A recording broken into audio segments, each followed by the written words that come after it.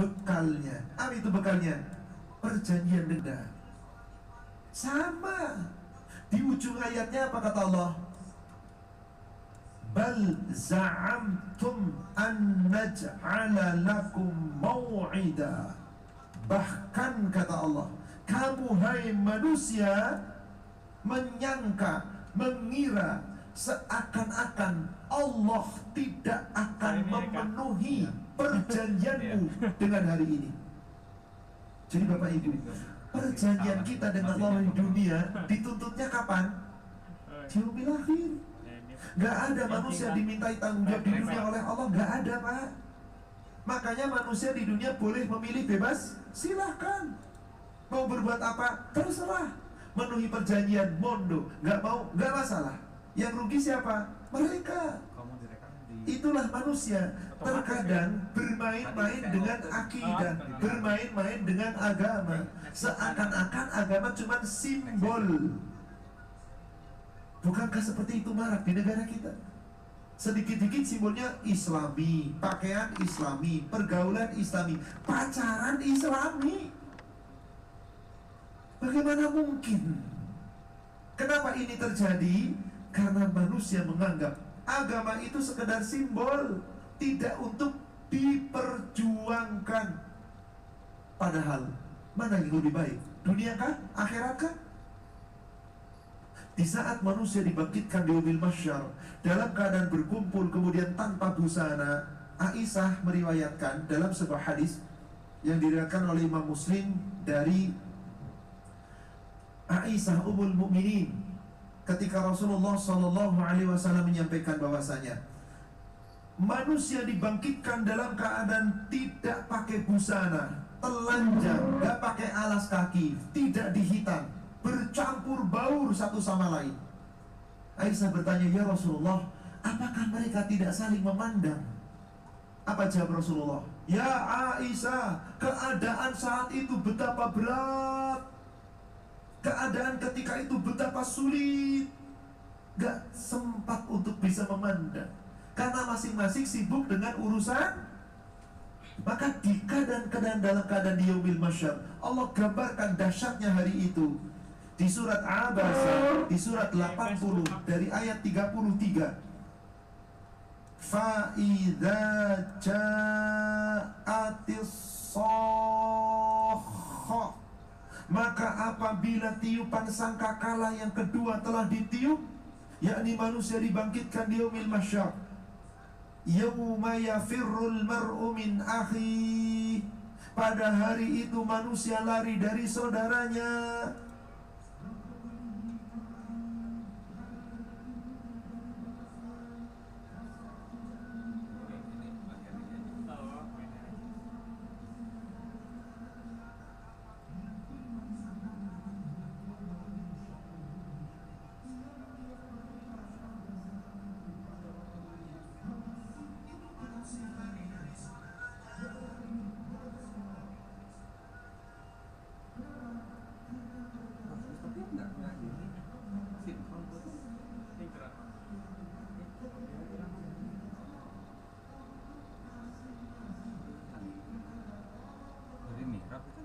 Anak gak bisa nolong orang tua gak bisa nolong anak. Masing-masing tidak mungkin akan ada bantuan kecuali Allah izinkan. Oleh karena itu, ma'asyiral muslimin wal muslimat jamaah rahimani wa rahimakumullah, sungguh perjanjian dengan Allah itu perjanjian yang agung, mitsaqan ghalidh, perjanjian yang kokoh, perjanjian yang kuat. Jangan Anda abaikan isi perjanjian ini, karena tidaklah Allah ciptakan kita kecuali memenuhi perjanjian, menjalankan amanah. Kira-kira Bapak Ibu menjalankan amanah berat atau super berat? Amanah itu dari siapa? Allah. Selain dari Allah, siapa? Kita lihat surat 8, surat Al-Anfal ayat 27.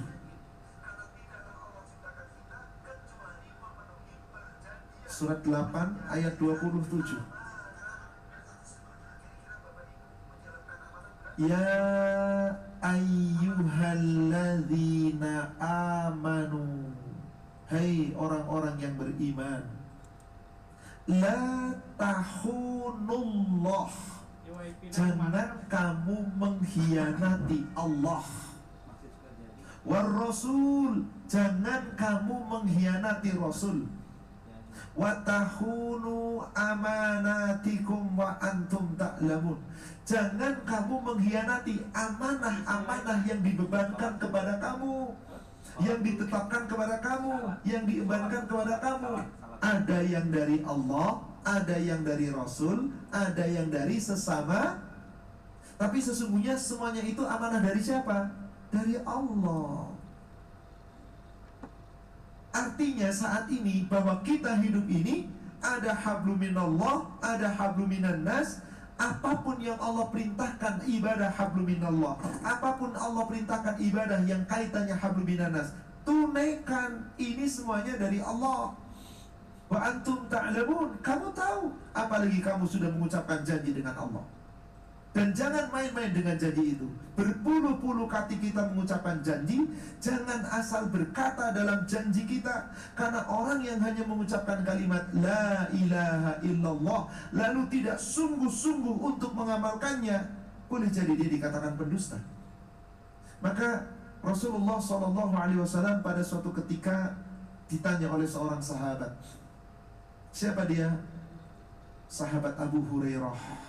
Dalam hadis yang diriwayatkan oleh Imam Bukhari, Abu Hurairah bertanya kepada Rasulullah, "Qultu ya Rasulullah, man as'adun nas bi syafa'atika yaumal qiyamah?" Wahai Rasulullah, siapakah orang yang paling berbahagia akan mendapat syafaatmu nanti pada hari kiamat? Qala, Rasulullah menjawab, as'adun nas bi syafa'ati yaumal qiyamah man qala la ilaha illallah wa anna muhammadar rasulullah sidqan min qalbihi aw khalisan min nafsih. Orang yang akan meraih syafaatku pada hari kiamat adalah seorang muslim yang telah mengucapkan dua kalimat syahadat, la ilaha illallah wa anna muhammadar rasulullah. Ucapan itu diucapkan oleh hatinya sepenuh hatinya, lalu diamalkan dengan jiwa raganya sepenuh jiwa raganya, ikhlas sepenuh hati dengan dilakukan sepenuh jiwa raganya. Itulah orang yang meraih syafaat. Lalu betapa banyak umat Islam yang penting sudah mengucapkan la ilaha illallah, nanti juga yang penting masuk surga juga. Lalu dikiranya enak masuk ke neraka, nikmat ke neraka. Na'udzubillah. Kenapa ini terjadi? Sebab manusia mengabaikan isi perjanjian dengan Allah. Makanya tadi dikatakan berat perjanjian dengan Allah itu. Luar biasa beratnya. Ada seorang sahabat yang bernama Mu'adz bin Jabal. Ketika beliau masuk Islam dan sering menemani Rasulullah, mendapatkan pendidikan dan pelajaran dari Rasulullah, terkadang Rasulullah memberikan pelajaran kepada Mu'adz dan kepada sahabat yang lain dalam perjalanan. Suatu ketika, hadis ini sahih riwayat Imam Muslim dari Mu'adz bin Jabal, dan Anas bin Malik pun menyampaikan hadis ini mendapatkan cerita dari Mu'adz bin Jabal. Ketika Mu'adz bin Jabal membonceng keledai Rasulullah yang bernama Ufair, beliau di belakang, Rasul memerintah di depan. Lalu Rasul memanggil, ya Mu'adz, wahai Mu'adz, labbaik ya Rasulullah wa sa'dik. Saya Rasulullah, saya dengar panggilanmu ya Rasulullah. Ya Mu'adz, labbaik ya Rasulullah wa sa'dik, sampai 3 kali. Setelah tahu bahwa Mu'adz siap menerima pelajaran dari Rasul, Rasul kemudian bertanya, ya Mu'adz, tadri ma haqqullahu 'alal ibad wa haqqul ibadu 'ala Allah? Wahai Mu'adz, tahukah kamu apa itu haknya Allah terhadap hamba dan apa hak hamba terhadap Allah? Bapak Ibu, Allah punya hak gak terhadap kita? Pasti. Kita punya hak gak terhadap Allah? Ketika ditanya seperti itu, qultu, aku menjawab, kata Mu'adz, Allahu wa rasuluhu a'lam. Hanya Allah dan Rasulnya yang maha tahu. Hanya Allah dan Rasulnya yang mengetahui. Maka Rasulullah menjawab pertanyaan yang dilemparkan kepada Muaz, dijawab oleh Rasul sendiri. Ya Muaz, haqqullahu 'alal ibad, al-ibad ta'budullah la tusyriku bihi syai'a. Ketahuilah wahai Muaz, hak Allah terhadap hamba adalah hamba wajib ibadah kepada Allah, tidak boleh menyekutukan sesuatu pun dengannya. Wa haqqul ibadu 'ala Allah, dan haknya hamba terhadap Allah, la yu'adzibhum man la yusyriku bihi syai'a. Allah tidak pernah akan mengazabnya di neraka selama hamba itu tidak menyekutukan sesuatu pun dengan Allah. Qultu ya Rasulullah, afala tubashshirun nas? Ya Rasulullah, afala ubashshirun nas? Wahai Rasulullah, bolehkah aku sampaikan kabar gembira ini kepada manusia?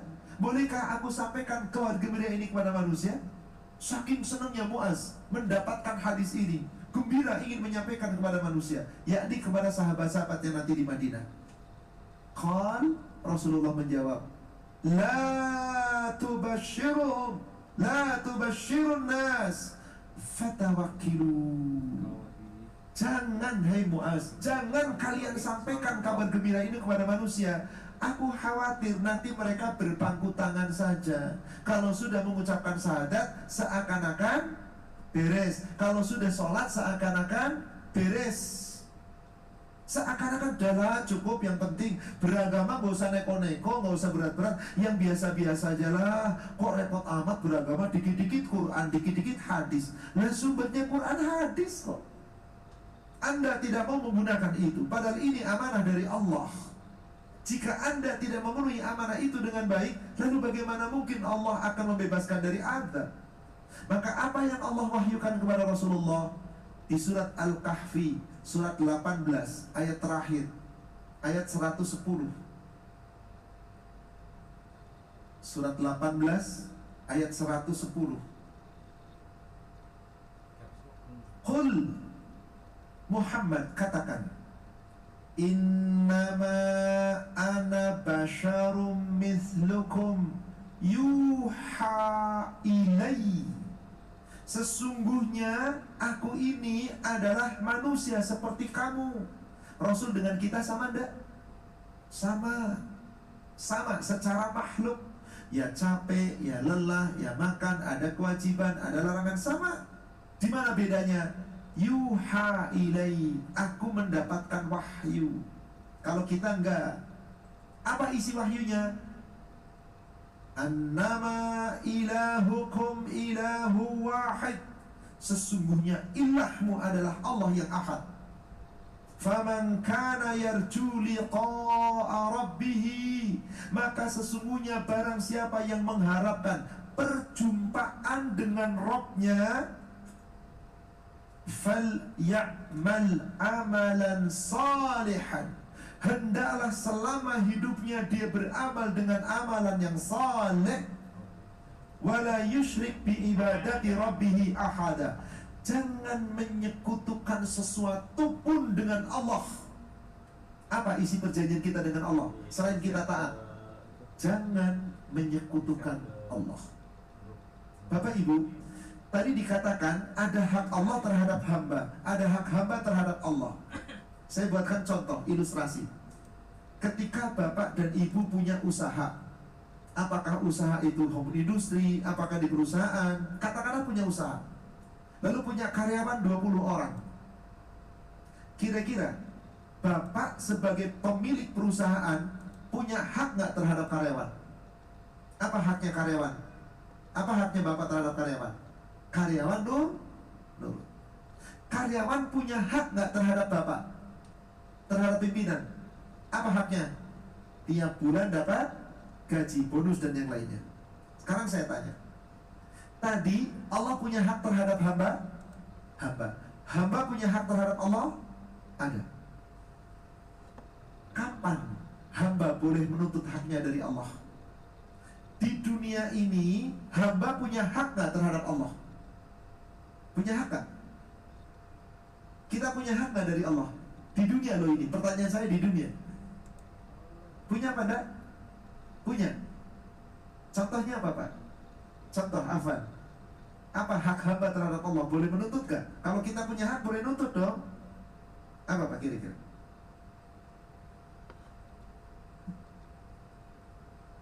Apa? Contoh, ketika karyawan Bapak, ada yang sudah bekerja 10 tahun, ada yang bekerja 5 tahun, ada yang bekerja baru 2 tahun. Gajinya sama atau tidak? Tidak mungkin. Pasti berbeda. Pada saat karyawan yang baru masuk 2 tahun, karena kerjaan yang bagus, kualitasnya bagus, disiplinnya bagus, boleh jadi dapat gaji lebih gede dari karyawan yang sudah 5 tahun. Bisa jadi atau tidak? Saat diberikan lebih gede, karyawan yang sudah lama protes apa enggak? Protes. Lalu apa? Nuntut hak. Boleh nggak karyawan nuntut hak sama Bapak? Pak, kenapa dia naik gaji, kenapa aku tidak? Boleh nggak? Ya boleh-boleh saja. Tapi yang memenuhi naik gajinya atau tidak siapa? Bapak. Ternyata Bapak nggak naikkan gaji, karyawan Bapak demo. Siapa yang rugi? Ketika karyawan demo nggak mau kerja, siapa yang rugi? Dua-duanya, Pak. Karyawan juga rugi, apalagi jika dipecat. Ketika perusahaan pecat, bangga banget saat pecat, gue pecat lo, pakai kata-kata kasar. Begitu dipecat, nggak ada karyawan, siapa yang kerja? Dua-duanya rugi. Sekarang di dunia nih, kita hambanya Allah bukan? Allah punya hak. Apa hak Allah terhadap kita? Wa ma khalaqtul jinna wal ins illa liya'budun la'allakum tashkurun. Sekarang hambanya nggak mengerjakan perintah Allah, berarti si hamba memenuhi hak apa enggak? Saat di dunia, hamba punya hak nggak dari Allah? Tidak, sama sekali hamba tidak punya hak. Loh, doa itu bukannya hak hamba? Bukan, doa haknya Allah. Kenapa? Ibadah. Doa itu apa? Makanya ketika bapak-bapak berdoa, ibu berdoa, ketika doanya belum dikabul, boleh nggak ngambek sama Allah? Ya Allah, kenapa aku udah sholat duha, aku udah sholat tahajud, udah puasa Senin Kemis, udah rajin ngaji, oh doanya belum dikabul juga, mau ngambek? Silakan. Siapa yang rugi ketika itu, Pak? Makanya ketika kita hidup di dunia 100% haknya Allah, Pak. Kita itu cuma nurut. Sami'na wa ato'na. Nggak punya hak sedikit pun. Kita berdoa, itu bukan hak kita, hak Allah. Kan ada ayatnya, surat 40 ayat 60, surat Ghafir, surat Al-Mu'min ayat 60. Wa qala rabbukum ud'uni. Rabbmu Allah tabaraka wa ta'ala berfirman, berdoalah kamu kepadaku. Jadi doa itu haknya siapa? Jadi doa itu perjanjian kita dengan Allah, bahwa saya akan mintanya sama Allah. Kenapa doa itu haknya Allah, bukan hak hamba? Karena doa itu adalah ibadah. Maka dikatakan, ada orang gak berdoa, bagaimana resikonya? Sombong. Innalladzina yastakbiruna an ibadati. Sesungguhnya orang-orang yang menyombongkan diri, yang mereka tidak ibadah kepadaku. Kenapa kata-kata itu disebut ibadah? Karena sesungguhnya doa itu adalah ibadah. Hadis yang diriwayatkan oleh Imam An-Nasa'i dan Imam At-Tirmidzi dari Anas bin Malik, dari An-Nu'man bin Bashir, ad-du'a'u huwal ibadah. Doa itu sesungguhnya adalah ibadah. Bahkan dikatakan ad-du'a mukhul ibadah. Doa itu intisari ibadah. Coba Pak, ada orang ibadah gak ada doanya, bukan ibadah. Apa puncaknya ibadah? Sholat. Sholat itu isinya apa Pak? Doa. Allahu Akbar. Baca apa? Doa istiftah. Doa di surat Fatihah. Ruku, doa ruku. Iktidal, doa iktidal. Sujud, doa sujud. Sampai tasyahud, sebelum salam, setelah salam, doa, doa, doa.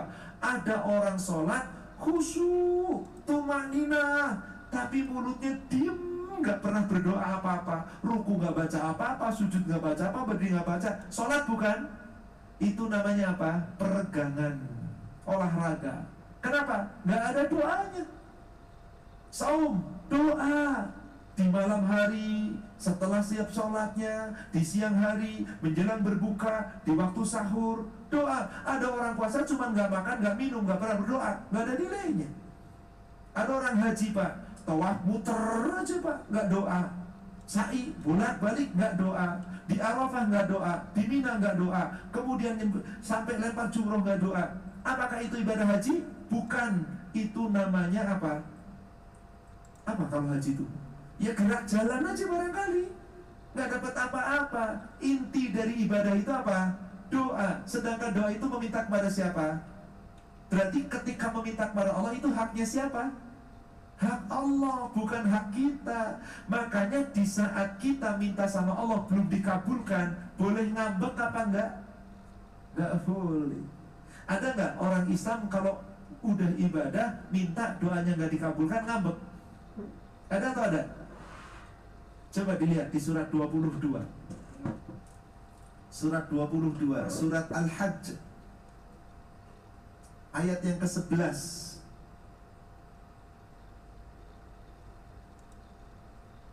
Surat 22 ayat 11. Wa minan nas, dan di antara manusia, may ya'budullaha ala harfin. Ada yang ibadahnya kepada Allah, menyembah Allah, berada di pinggiran, di tepi. Coba Bapak Ibu, ada jalan lurus, sebelah kanan jurang, sebelah tinggi, sebelah kiri kali bebatuan. Supaya aman, di mana kita berjalan? Tengah-tengah atau kanan dan kiri, pinggiran? Kalau tengah, kita jatuh, masih selamat Pak. Kalau di pinggiran sebelah kanan dan kiri, jatuh kemana?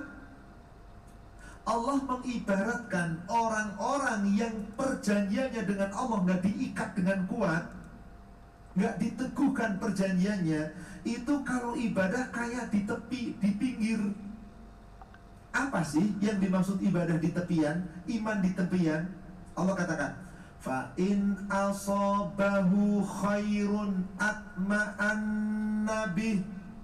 Orang-orang yang ibadahnya dengan iman di tepian itu, kalau diberi kenikmatan, diberi kesempatan, diberi kebaikan, diberikan kesuksesan, tetap dalam keadaan itu. Ibadahnya rajin karena tujuannya cari dunia. Maka dunianya dapat, wis luar biasa Pak. Luar biasa. Bagaimana ketika ujiannya sulit? Wa in asabathu fitnah. Ketika ditimpa oleh Allah kesulitan, kesusahan, kesengsaraan, bertubi-tubi, masih ibadah apa enggak? Anqalaba ala wajhi, dia berpaling wajahnya ke belakang, dia tinggalkan Allah, ngambek sama Allah. Bapak Ibu pernah lihat gak orang ngambek sama Allah? Percuma saya udah puasa Senin Kemis tiap hari, tengah bulan gak pernah ketinggalan. Sholat duha 3-4 rakaat tiap hari, tiap pagi. Sholat malam sekurang-kurangnya witir. Ngaji tiap hari 1 juz. Hidup masih susah-susah gini lah, ngapain kalau gitu, gak usah ibadah aja lah. Ada yang begitu enggak? Kalau di dalam sini enggak ada kan ya Bapak Ibu ya? Kalau di luar banyak apa banyak? Ini kalau sudah di luar juga enggak kan Pak? Ternyata banyak orang seperti itu loh Bapak Ibu. Ketika ada orang sudah terikat perjanjian dengan Allah, mengucapkan syahadat, lalu dia ngambek sama Allah ketika Allah nggak beri. Siapa yang rugi? Siapa yang rugi Pak? Kalau tadi Bapak Ibu karyawan ngambek kemudian dipecat, siapa yang rugi? Dua-duanya. Ini siapa yang rugi? Allah nggak pernah rugi. Maka dikatakan khosirat dunya wal akhirah, dzalika huwal khusranul mubin. Itulah orang yang rugi dunia akhirat. Itulah orang yang paling nyata ruginya. Siapa? Orang yang sudah mengikat perjanjian dengan Allah, tapi diabaikannya hak Allah, seakan-akan dia untung ketika tidak menunaikan haknya Allah. Lepas perjanjiannya, Anda mangkir dari perjanjian, Anda khianat terhadap Allah. Berarti saat itu orang itu rugi. Tapi apakah mereka merasa rugi? Terkadang ada orang sebaliknya, Pak. Kalau di ayat ini bagaimana? Lagi senang dekat dengan Allah, dia ingat Allah. Kalau lagi susah, lupa Allah. Ada nggak yang sebaliknya? Lagi senang, dia lupa Allah. Justru lagi susah, dekat dengan Allah. Ada nggak yang begitu? Banyak. Kita termasuk yang mana? Enggak, dua-duanya kayaknya ya. Kita susah senang ingat Allah insya Allah. Lihat surat 10, surat Yunus ayat 12.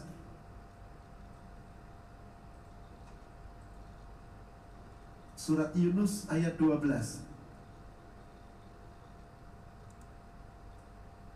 Wa idza massal insana turru da'ana. Adapun manusia ketika ditimpa kesulitan, ditimpa kesusahan, dia berdoa kepada kami. Dia berdoa, dia meminta, dia memohon. Kapan dia meminta kepada Allah?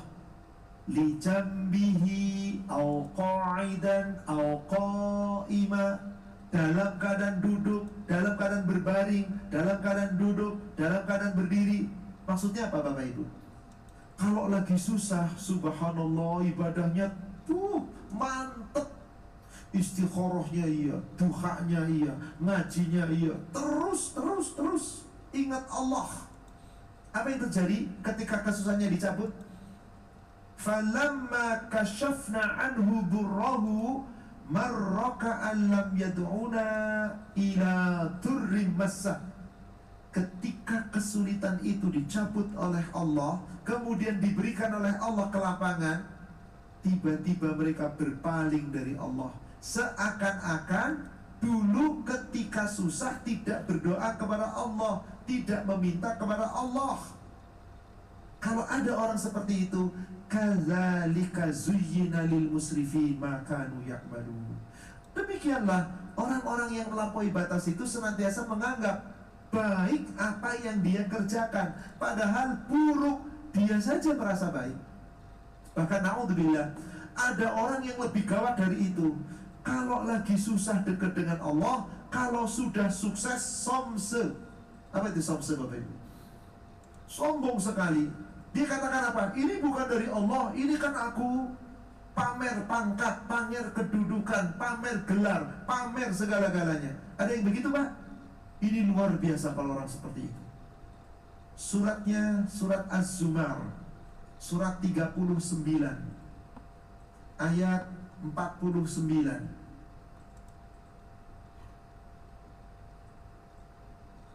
Surat 39 ayat 49. Fa'idha massal insanu durru da'a. Maka adapun manusia ketika kami timpakan kepadanya kesusahan, dia berdoa kepada kami. Wa summa idza khawwalnahu nikmatan minna. Tetapi ketika kami cabut kesulitan itu, lalu kami berikan kenikmatan yang datangnya dari kami. Qalu, mereka mengatakan, innama utituhu ala ilmin. Sesungguhnya aku sukses, aku berhasil, aku dapat kedudukan, kekayaan. Ini semata-mata karena kepintaranku, ilmuku.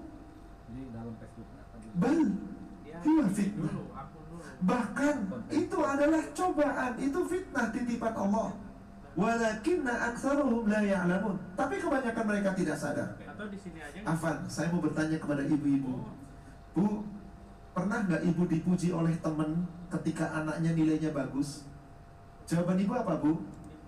Biasanya ibu-ibu jawabannya gini, siapa dulu dong uminya? Pernah jawab gitu nggak, Bu? Sombong tuh si ibu tuh.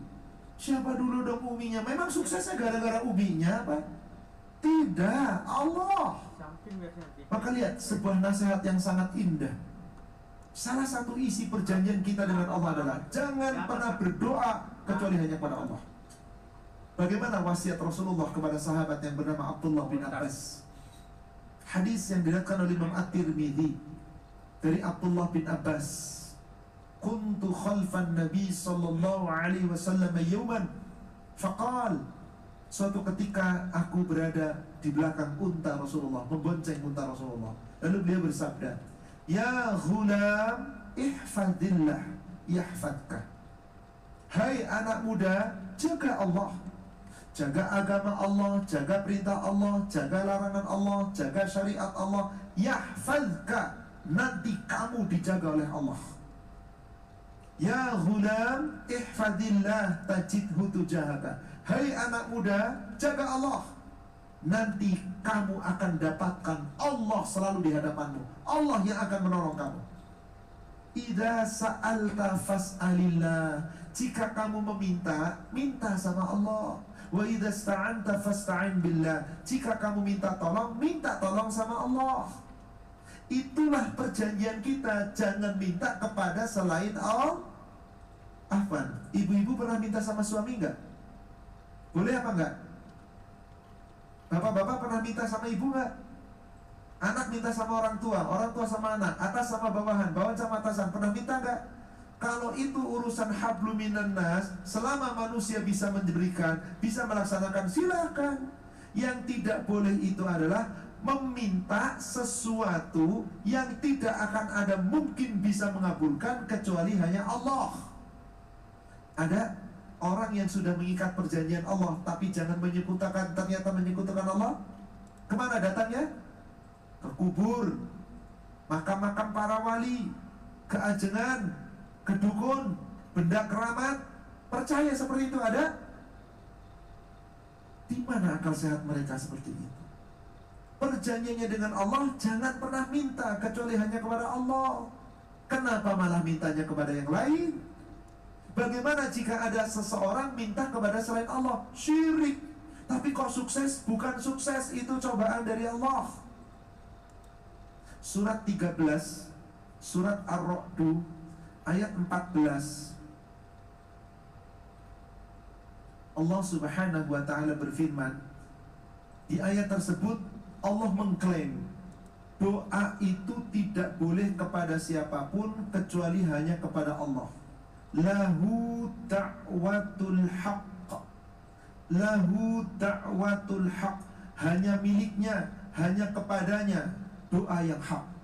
Meminta itu hanya kepada Allah, yakni meminta sesuatu yang Allah mampu, yang pasti Allah mampu, yang manusia nggak ada yang mampu, nggak boleh kepada yang lain. Yang berhak mengabulkan juga hanya Allah.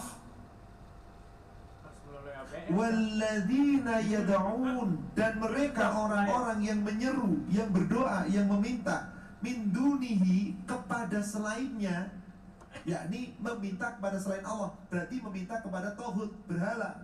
Apa itu? Bisa dukun, bisa patung, bisa kubur, bisa benda keramat, bisa gunung, bisa pohon. Ada orang meminta kepada selain Allah, kira-kira terkabul apa enggak?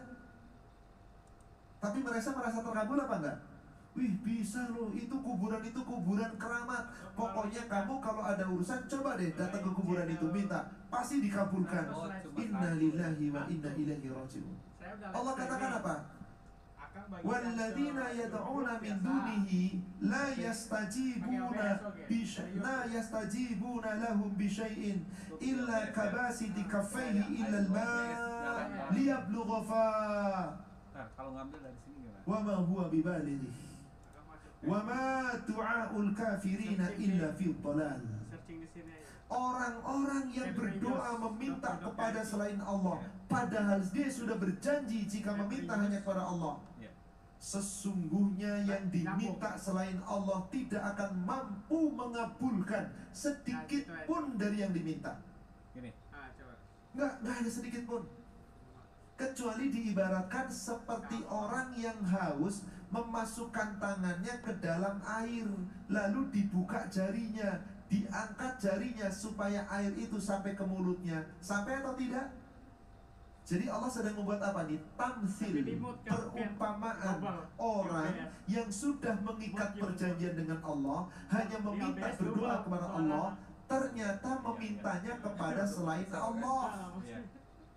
Seperti orang haus di tengah jalan, pengen minum.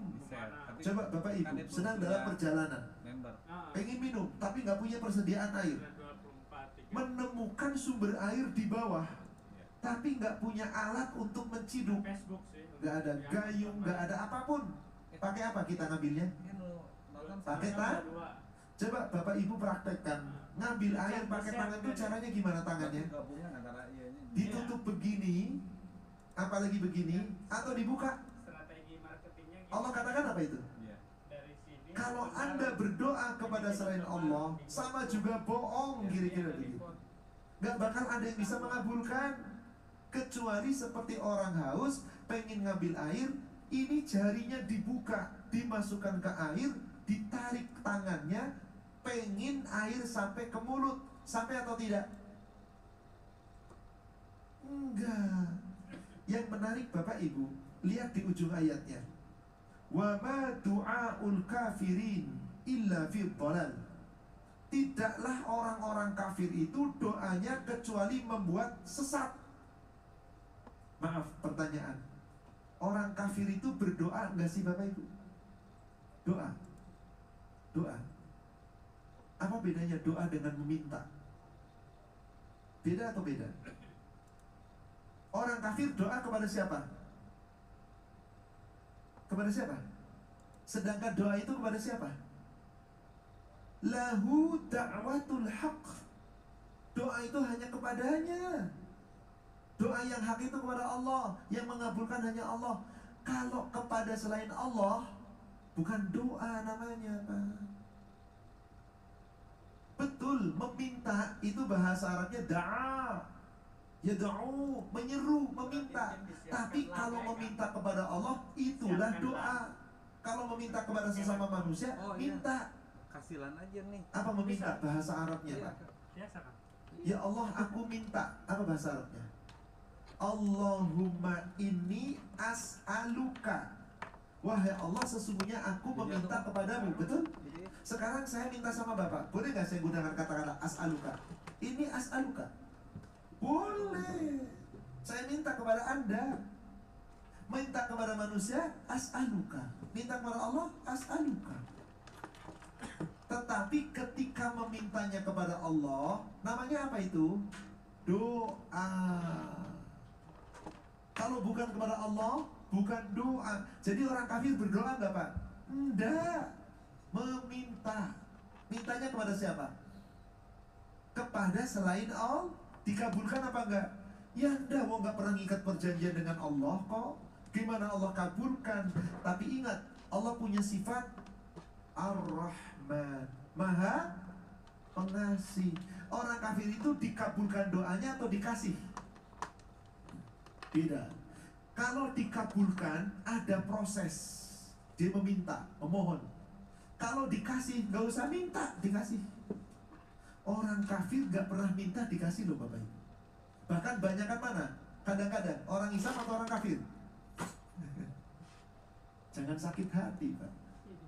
Coba dilihat di surat Al-Baqarah, surat 2. Nih, kan. Ayat 126.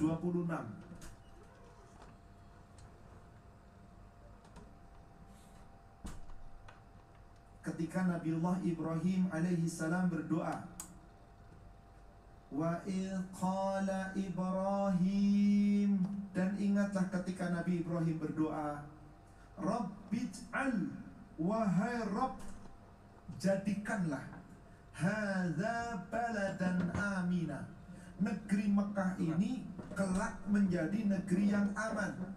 Warzuq ahlahu minas samarat, berikanlah rizki kepada penghuninya, penduduk surga, penduduk negeri Mekah itu, rizki dari buah-buahan.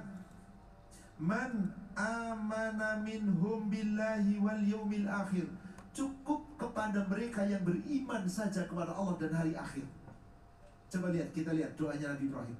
Kenapa Nabi Ibrahim berdoanya kepada Allah? Memang ini adalah haknya Allah. Ini perjanjian kita dengan Allah tuh jangan minta kepada selain Allah. Lihat Pak, ketika Nabiullah Ibrahim ke Mekah, diperintahkan Allah membangun Mekah,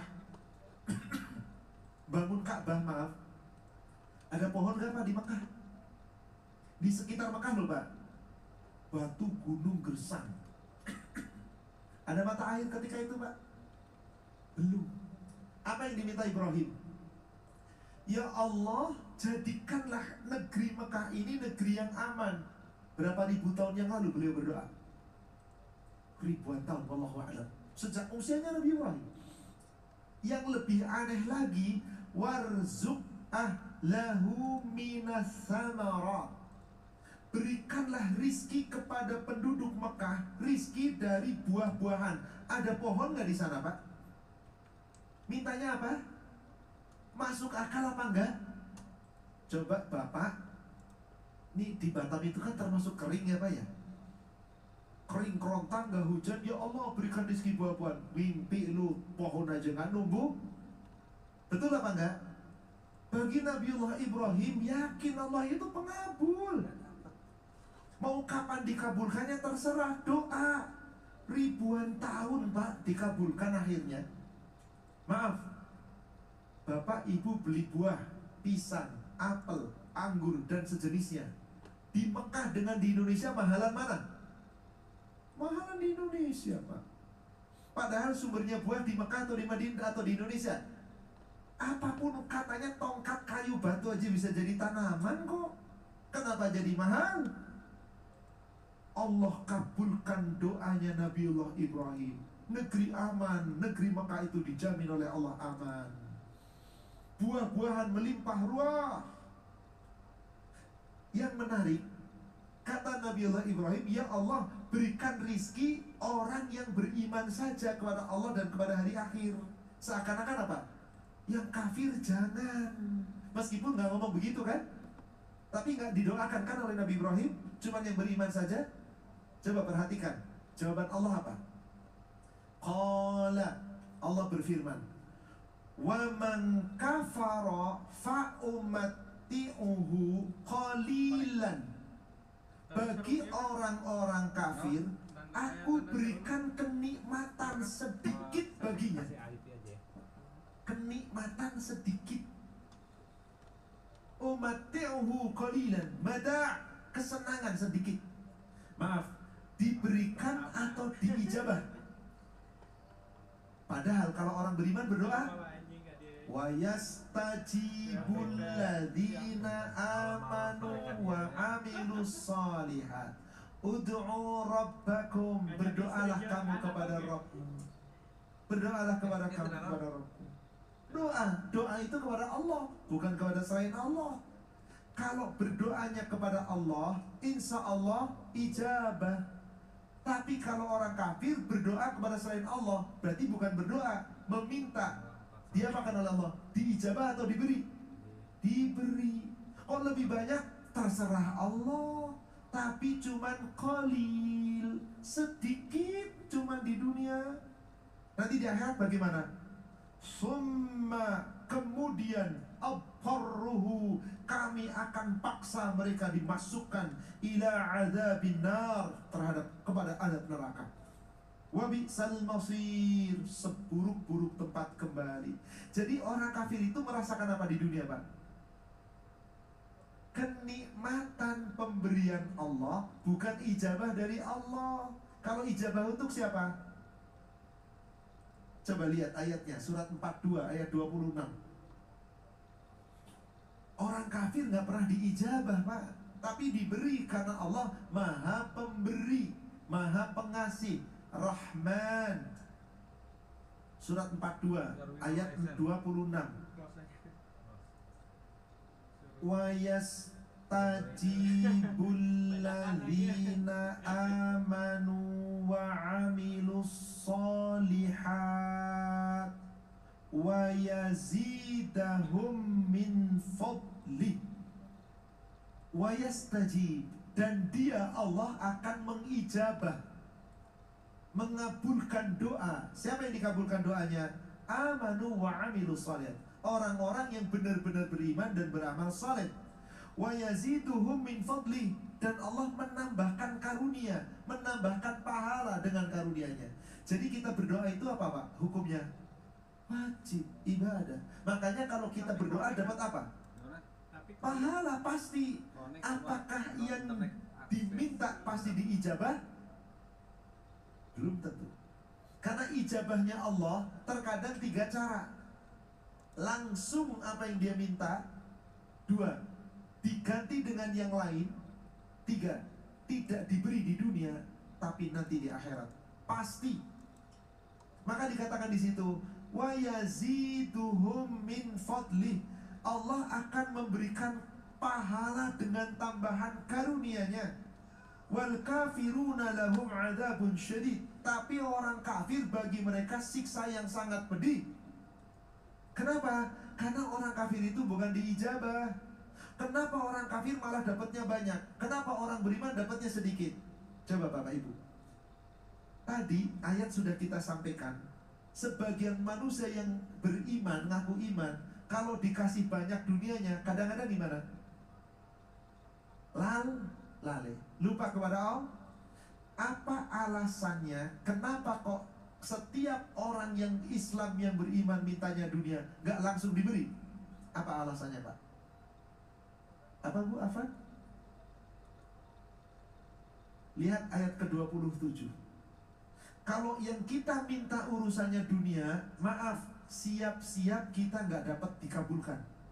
Tapi kalau mintanya ampunan, pahala, karunia, surga, yakin pasti diberi.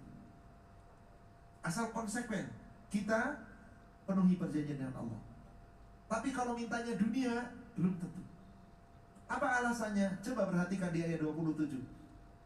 Walau basatallahu rizqa li'ibadihi labaghaw fil ard. Sekiranya hamba-hamba Allah yang beriman berdoa, meminta kepada Allah, yang diminta dunia, lalu setiap minta dunia dilapangkan, diberikan dunianya, niscaya akan banyak manusia melampaui batas di muka bumi. Wong banyak miskin melampaui batas saja banyak, apalagi kaya. Nanti kalau saya ngomong pintar seperti itu, buktinya mana? Bukannya makin dekat dengan Allah. La bagha fil ard. Maka Allah katakan, walaki yunazzilu biqadarin ma yasha. Akan tetapi ketika seorang hamba beriman berdoa, Allah menurunkan rizki atas doa hambanya itu. Gak setiap yang berdoa diberi, tapi Allah berikan sesuai dengan apa yang Allah kehendaki. Ada takarannya, ada ukurannya. Innahu bi'ibadihi khabirum basir. Sungguh dia Allah terhadap hambanya khabir, maha menyaksikan, maha mengawasi. Basir, maha melihat. Apa berarti maknanya di sini? Siap-siaplah hamba yang beriman. Belum tentu ketika berdoa minta dunia langsung diberi dunia. Gak usah ngambek, Pak. Karena yang ngatur rizki siapa? Urusan rizki, urusan kita atau urusan Allah? Apakah rizki yang Allah turunkan kepada kita seiring dengan tingkat iman kita? Tidak. Rizki itu yang ngatur adalah Allah. Artinya apa? Makin iman seorang hamba bukan berarti makin ijabah doanya, dunianya dapat banyak. Lu bagaimana dengan Rasul? Bagaimana dengan sahabat? Coba para nabi dan Rasul kira-kira taat atau taat banget? Kaya raya atau banyak yang miskin? Siapa nabi yang kaya? Sulaiman, jelas kerajaannya dan balanatnya. Siapa lagi nabi yang kaya? Siapa? Muhammad sallallahu alaihi wasallam. Luar biasa, Pak. Kaya raya. Tapi apakah silau dengan harta? Tidak. Karena sadar bukan itu. Makanya kenapa alasannya Allah ketika memberikan rezeki itu gak selalu diberi? Ada alasan, Pak. Apa alasannya? Biar kita lebih dekat dengan Allah. Makin kita belum dapat, kadang-kadang makin dekat kan? Kalau sudah dikasih suka lupa. Itulah rahasia di balik Allah belum mengabulkan. Tapi yakin pasti nanti di yaumil akhir akan diberi. Sebab apa? Makin dekat seorang hamba dengan iman dan takwa, itu modal utama dibandingkan harta, kekayaan dan anak. Monggo dibuka surat 34. Surat Saba ayat 36.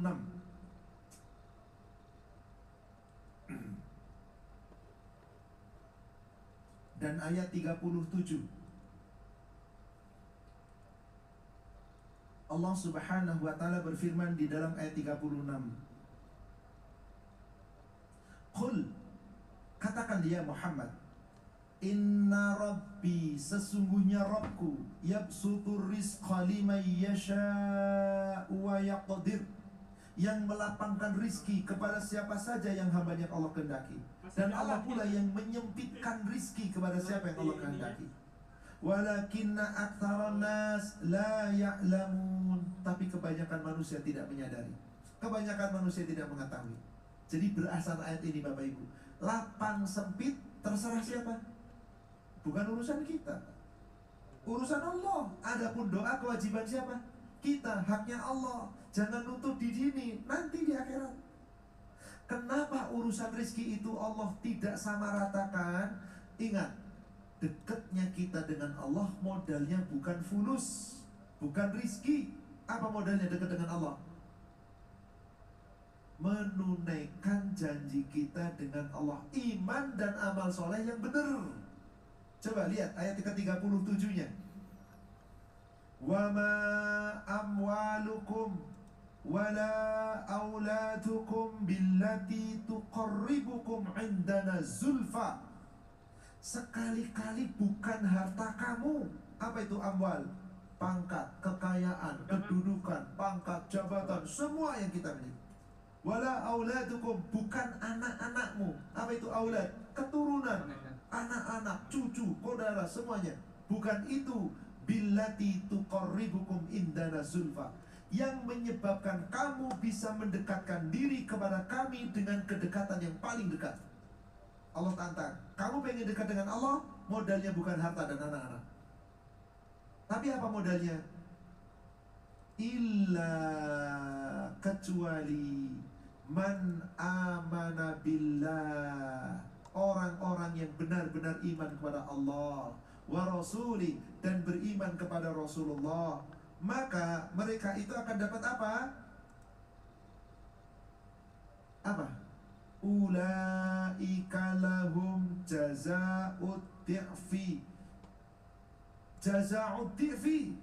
Kalau kita beriman pada Allah, beriman pada Rasulullah, wa amila salihan, buktikan Anda beramal soleh.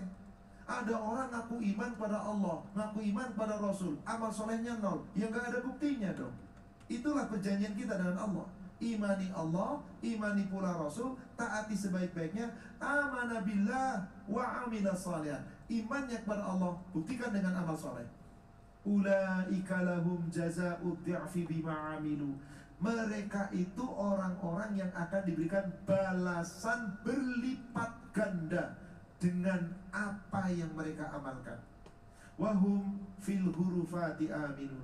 Mereka akan ditempatkan di dalam surga, aman sentosa. Pilih mana Pak? Bahagia di dunia atau bahagia di akhirat? Atau dua-duanya? Tapi kalau pengen dua-duanya, di dunia belum dapat, jangan ngambek. Sering gak kita suka ngambek Pak? Sering. Hayolah, terimalah lapang dada. Isi perjanjian kita dengan Allah diantaranya adalah aminu biqadar syar wal khair. Iman kepada takdir buruk maupun takdir baik. Itulah orang yang akan merasa bahagia, orang yang menerima dengan lapang dada apapun ketetapan Allah. Maka Rasulullah bersabda dalam hadis riwayat Imam Muslim dari sahabat Abdullah bin Amr. Apa kata Rasulullah? Ajaban li amril mu'min, inna amruhu kullahu khairan. Sungguh menakjubkan setiap orang-orang mukmin, semua urusan dunia baginya menjadi kebaikan. Walaysa dzaka li ahadin illa lil mu'min. Ini tidak mungkin ada pada siapapun kecuali hanya ada pada seorang mukmin. Apakah yang menakjubkan diri seorang mukmin itu? In asabathu sarra'u syakara fakana khairallah. Seorang mukmin itu kalau diberikan oleh Allah kelapangan, kenikmatan, kesuksesan, selalu bersyukur. Syukur itu baik baginya. Wa in asabathu dharra'u sabara fakana khairul lah. Sebaliknya ketika ditimpa musibah yang sulit, yang sempit, yang susah, sabara, sabar, fakana khairul lah, maka sangat baik baginya. Maka Rasul mengatakan dalam hadis yang lain, dalam riwayat Imam Muslim dari Anas bin Malik, kata Rasulullah SAW, sungguh qad aflaha man aslam, sangat beruntung orang-orang Islam yang berserah diri kepada Allah. Wa rusiqa kafafan wa qanna'ahu Allahu bima atahu. Apapun yang Allah berikan sebagai rizki, dia merasa cukup dengan pemberian Allah, dan dia akan menerima dengan lapang dada apapun yang Allah telah berikan kepadanya. Inilah kunci sukses kita mampu mengikat perjanjian kita dengan Allah. Semoga kita termasuk hamba-hamba yang insya Allah selalu meneguhkan perjanjian kita dengan Allah, mampu kita amalkan dalam kehidupan sehari-hari kita, dan insya Allah semoga kita menjadi hamba-hamba yang meraih kemenangan. Amin ya rabbal alamin. Wallahu a'lam. Saya rasa mungkin cukup 1,5 jam lebih, cukup ya Pak ya. Kita adakan tanya jawab atau bagaimana? Saya berikan dulu kepada panitia, silakan. Ya, alhamdulillah, terima kasih Ustaz atas kajiannya, sangat bermanfaat sekali bagi kita semua. Mungkin ada pertanyaan dari jamaah sekalian mengenai berhubungan dengan tema yang tadi disampaikan, yaitu tepatilah janjimu dengan Allah. Silakan. Kamera lebih halus ya. Belum bawa kamera, tapi mustahil kayak nyati-nyati. Saya kamu lewat belakang. Waalaikumsalam warahmatullahi wabarakatuh.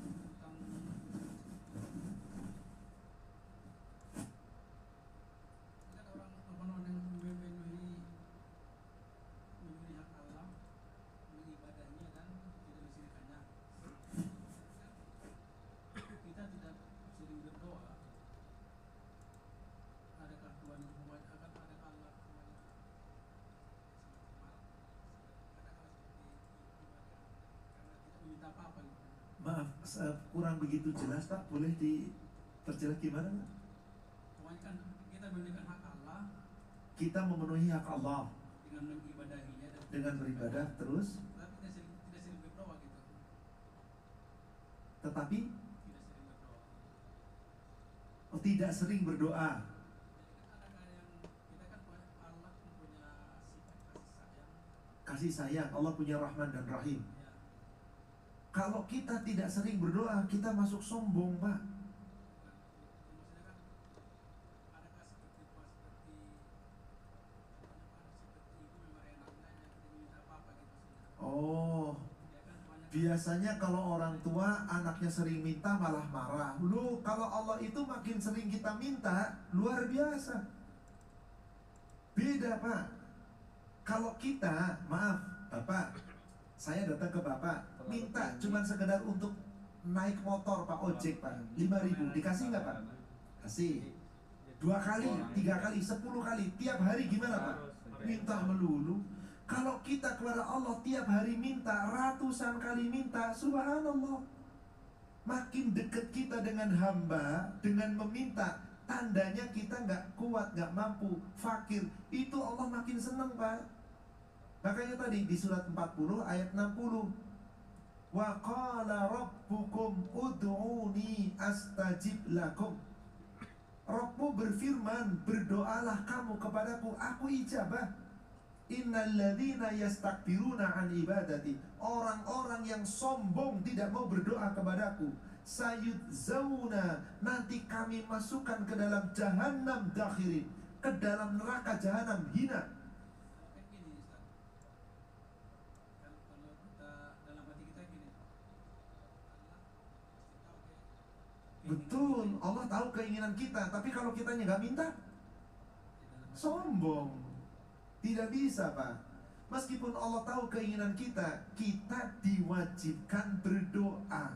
Karena isi perjanjian kita adalah salah satunya meminta kepada Allah. Ya harus minta. Gak usah mengatakan Allah kan tahu. Kalau begitu gak usah doa, silakan. Kita tercatat sombong, belum tentu Allah berikan. Kenapa? Doa itu apakah cukup diucapkan atau harus seiring dengan usaha? Beda nggak Pak? Kalau para nabi, contoh, Bapak Ibu bisa nggak berdoa kepada Allah? Ya Allah, aku lapar, tolong turunkan air, turunkan hidangan dari langit sepiring aja. Bisa nggak? Monggo, sampai botak juga nggak bakal bisa. Ada nggak nabi yang bisa begitu? Allah turunkan tuh di surat Al-Ma'idah. Namanya surat Al-Ma'idah, hidangan turun dari langit. Dari ayat 112, 113, itu karena umatnya Nabi Isa ngeyel. Ya Nabi Isa, mintalah sama Allah hidangan dari langit, kami akan menikmatinya. Sebagai bukti bahwa Allah punya kekuasaan. Masih ngeyel Pak.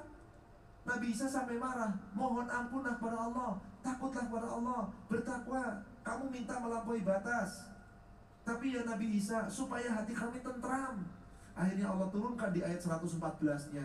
Ketika Nabi Isa mengangkat tangan, ya Allah, turunkan hidangan dari langit ya Allah, yang dengan turunnya hidangan itu kami jadikan perayaan untuk umat yang sekarang dan yang akan datang, dan supaya kami menjadi orang-orang yang bertakwa. Allah turunkan di ayat 115. Tapi Allah ancam, siapa yang ingkar setelah mendapatkan ini, maka azabnya lebih pedih, seperti orang yang tidak pernah diazab sebelumnya. Lebih pedih lagi. Jadi ancaman Pak, doa belum cukup kalau nggak usaha. Udah nggak usaha, nggak doa, somse Pak nanti Pak. Mungkin gini Ustaz, seolah-olah kalau kita berdoa kan ada yang bilang seolah-olah mendikte Allah gitu. Afan, pertanyaan Bapak kurang jelas Pak. Kalau doa itu katanya kan seolah-olah mendikte Allah atau menyuruh Allah gitu. Kenapa Pak maksudnya? Mendikte. Mendikte itu kata-kata orang yang tidak beradab Pak. Gak usah berpikiran seperti itu. Ayat sudah menyatakan kita berdoa kepada Allah, lakukan. Allah sudah perintah, doa kamu, lakukan. Mendikte itu berbeda. Kalau mendikte adalah, ya Allah aku minta ini harus turun, kalau enggak aku ngambek, silakan. Itu namanya dikte Pak. Tapi kalau ya Allah berikan aku, ya Allah karuniakan aku, ya Allah berikan aku, itu namanya meminta. Adapun mau diberi atau tidak, urusan Allah. Seharusnya seorang hamba demikian. Adakah takdir itu bisa dirubah dengan doa? Jika takdir yang dimaksud adalah qadar, insya Allah iya. Tapi jika yang dimaksud qada, gak ada yang bisa merubah takdir kecuali hanya Allah. Apakah bisa dirubah dengan doa? Jangan kita anggap seakan-akan doa merubah takdir secara otomatis. Tidak. Karena doa itu takdir. Contoh, Bapak pengen kaya enggak Pak? Oke. Apakah Bapak bisa kaya tanpa doa? Gak mungkin. Apakah Bapak bisa kaya dengan doa tanpa usaha? Gak mungkin. Berarti kodarnya apa? Orang yang pengen kaya harus berdoa dan berusaha. Itulah takdir Anda.